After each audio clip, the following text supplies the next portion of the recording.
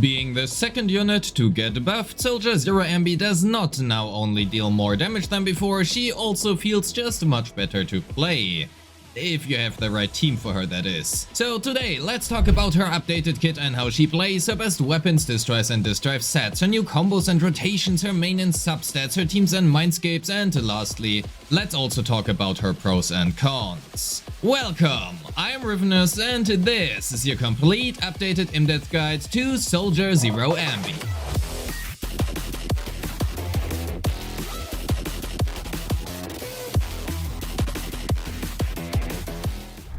Soldier 0 ANBY is an electric aftershock based attack agent, and as you probably know since you just watched the intro, the second in line to get buffed after Ellen.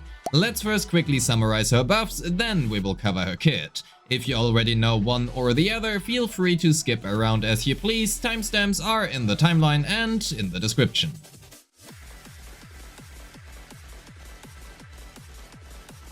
First up, when her dodge counter hits an enemy, Sanby now enters the voltage overload state for 15 seconds. While Sanby is in said voltage overload state, she can now interrupt her basic attacks, dash attacks or dodge counters with her special or EX special. Furthermore, while in this state, with sufficient energy and if the enemy does not have any white thunder stacks, she can now simply tap her EX special to cast it rather than holding it. This is much more of a quality of life change rather than a direct damage gain, but because we are now not forced to finish her animations anymore, it will translate into a small damage gain as well. Second, Sanby got access to a new special skill. After dealing damage with Thunder Smite, that is the lightning strike that occurs after 3 white thunder marks have been procced, she will then automatically perform her new special skill. This special skill is counted as an aftershock and that's about it. It does damage, inflicts anomaly and looks nice, but it really is just an additional multiplier now at the cost of some more time. Which, to be fair, will be important a little bit later on, especially if you have her at M1 or M2. Third, Sanby's basic 3 now groups enemies, and lastly her core and additional ability were changed as well. She now shares 35% of her total crit damage instead of 30%, her chain and ult are now also considered aftershocks, and if an enemy is hit by an aftershock attack of another teammate, that aftershock attack will now also generate 30 points of her silver star mark. This effect can however only be triggered once every 5 seconds, but it is an extremely strong buff and should not be underestimated. And lastly, her AoE capabilities were slightly enhanced as well, as defeating an enemy that is currently afflicted with any white thunder stacks will now unleash a Thunder Smite special on the nearest enemy when they die. That is not super relevant for Deadly Assault, but can help her out quite a bit in Shio defense. That would cover her buffs, so let's talk about her kit and how she plays. Sanby has a 5-part basic attack string and we will use it rather frequently. Her basic 3 groups enemies, and after her basic 4 we can repeat her 4th basic up to 5 times and dash through enemies. As an important note about her basic 3, it is actually divided into 2 parts, the grouping blade wall and a finisher. Simply spamming her basic attack will skip the finishing move and go directly into her basic 4. This will become important later on during the combo section. We will skip her dash attack and normal special as we don't want to use them, and although we will use her quick assist, chain attack and assist follow-up, they do what a quick assist, chain attack and assist follow-up are supposed to do, and hence we will skip them. Instead, let's focus on her second special, Aether Flash. Soldier 0 ANBY's unique resource is called Silver Star, and instead of being displayed below her HP bar, it is this mark here on the enemies, and nearly all of her skills will charge up this mark when hitting the enemy.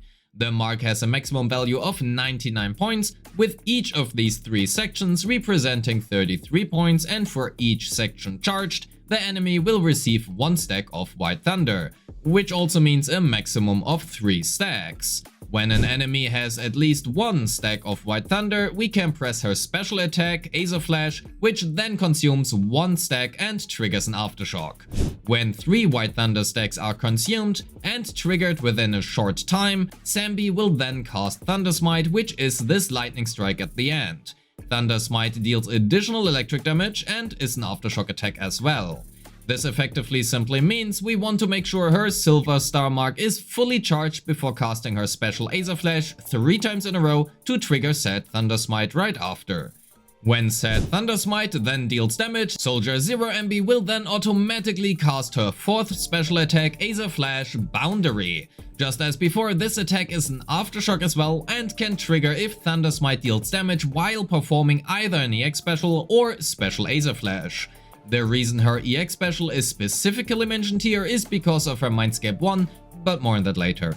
Again, this attack will just happen automatically, and because it also provides invulnerability during the skill, we don't worry too much about it until the combo section.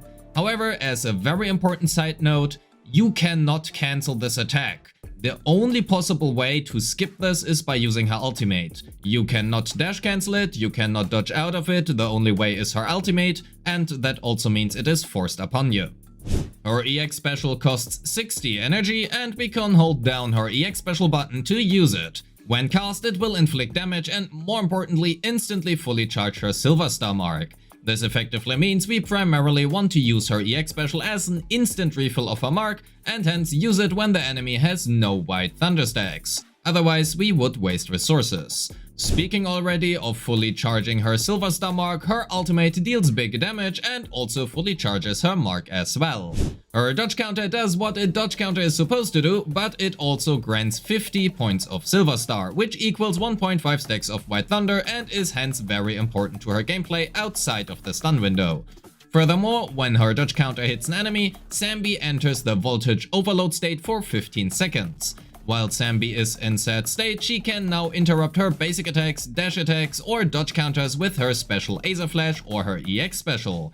This is essentially a buffed state during which she just feels much smoother to play and emphasizes how important her dodge counter is to her gameplay.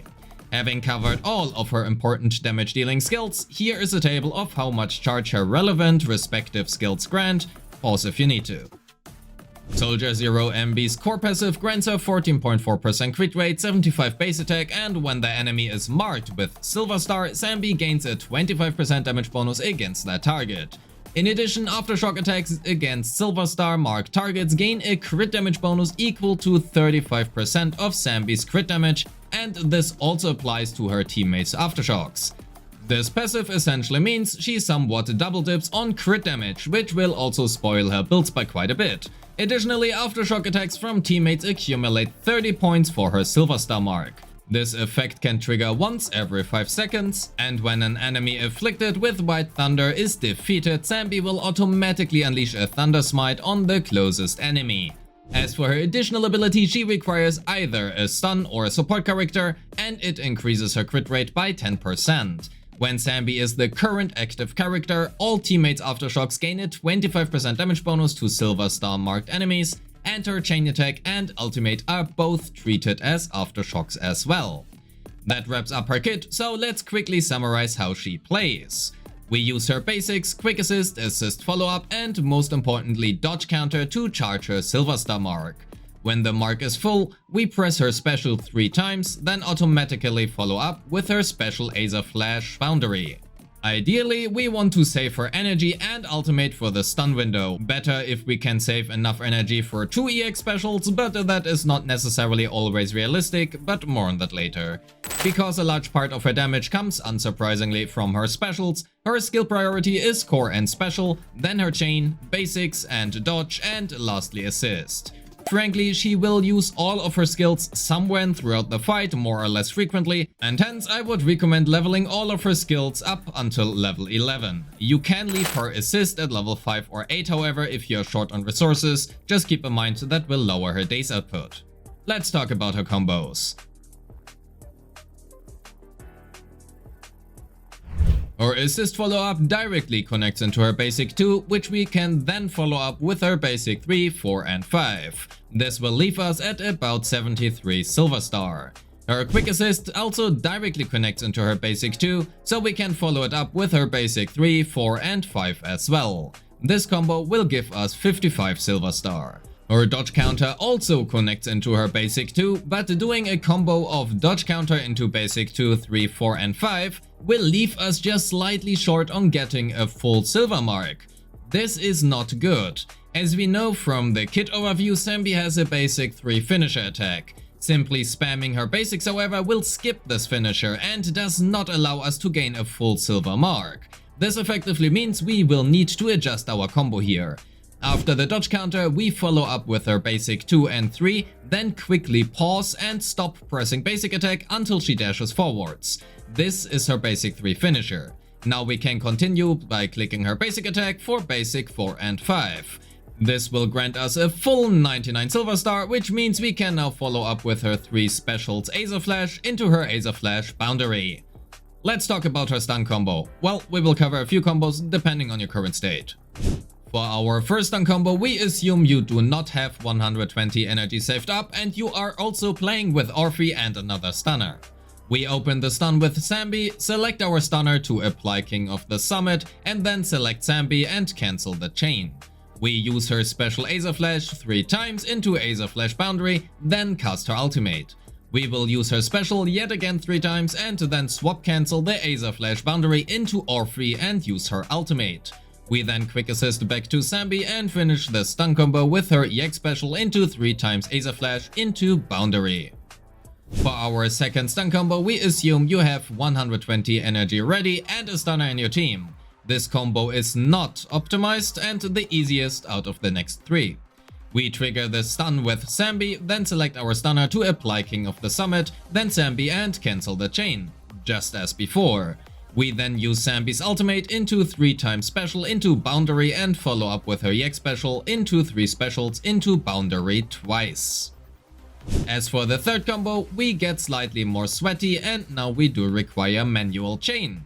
We assume 120 energy and we will go for a double chain on Sanby. We open the stun window with another character and select Sanby. We cancel the chain, then use her special once and follow up with her EX special. We swap cancel the EX special and retrigger the stun with another character. We wait out the chain to make sure she finishes her EX special, then select Sanby and follow up with 3 times special into her boundary.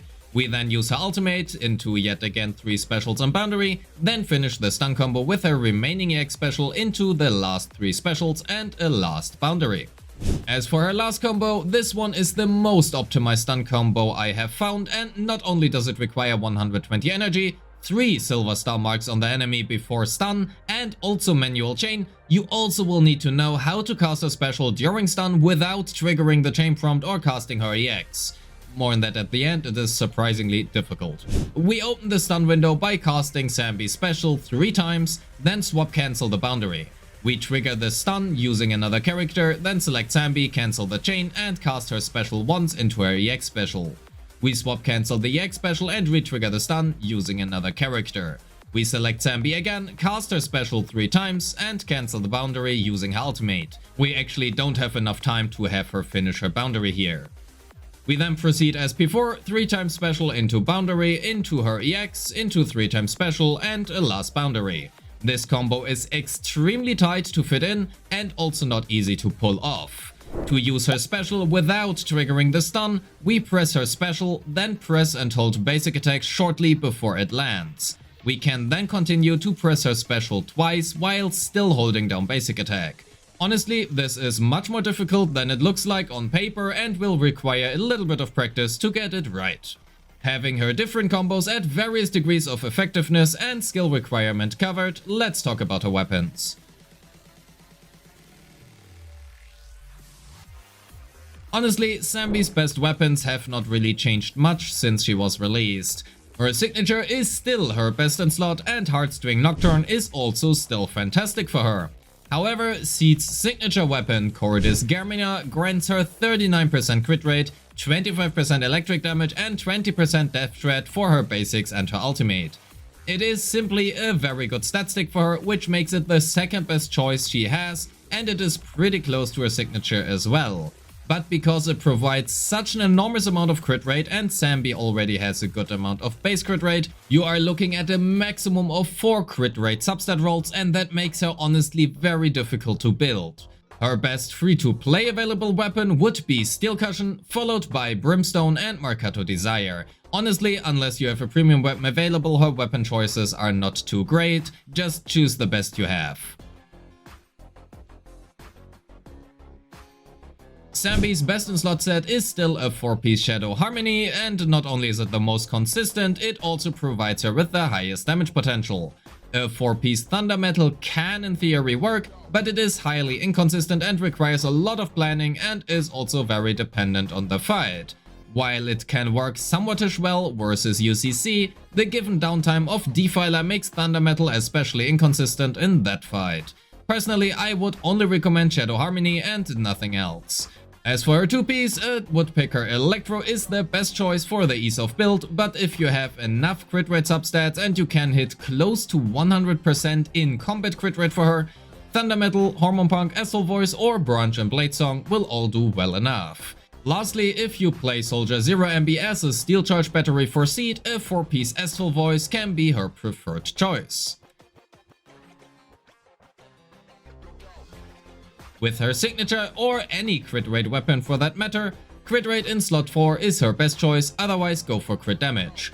For slot 5 we are looking at either electric damage or attack percent optimally, as pen ratio loses massively in value when paired with Death Shred providing units such as Trigger, Orphe or Nicole. Without Death Shred, pen ratio is her best choice. For slot 6 we want attack percent with no other alternative. Well, unless you play her as a Steel Charge battery for seed, in that case we can run energy regeneration in slot 6 instead. As for her substats, focus on crit rate until about 100% in combat. That means a maximum of 78% in the stat screen at M0 or 66% at M2. Then attack percent and crit damage, and lastly flat pen and flat attack.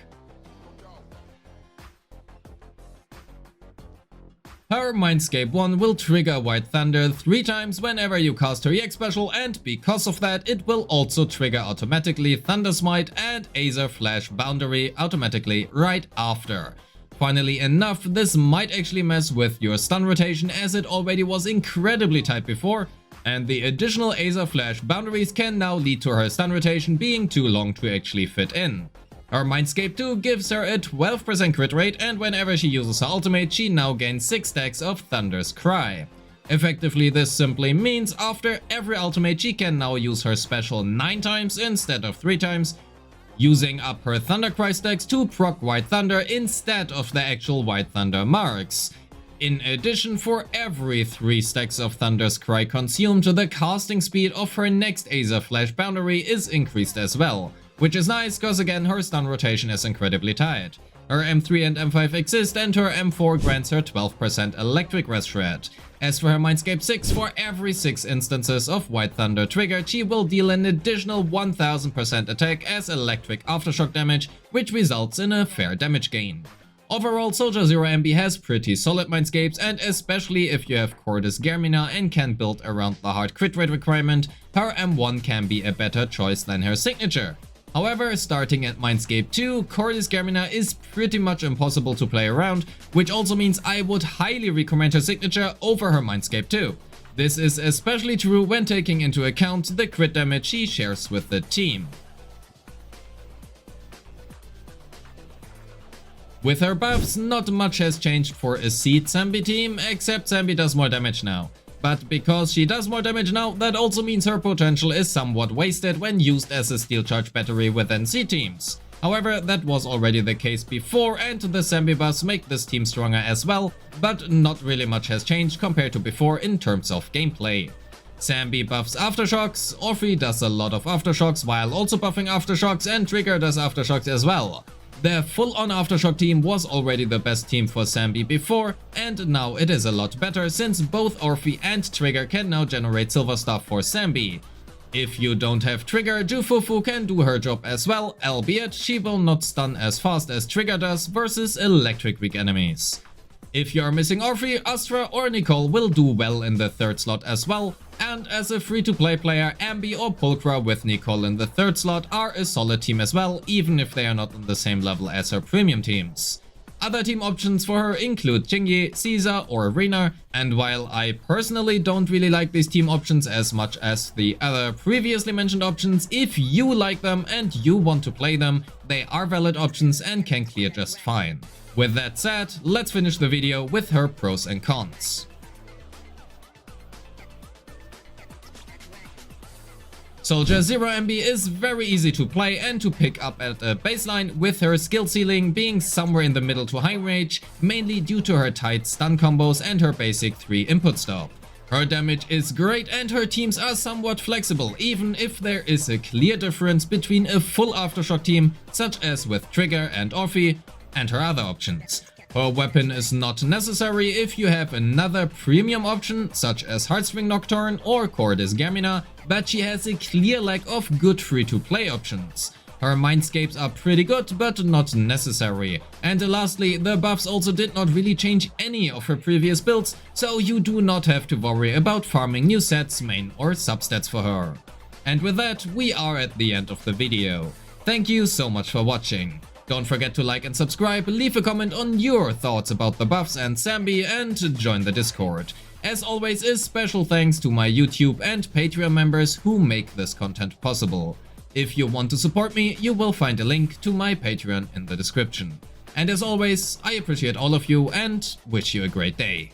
Peace!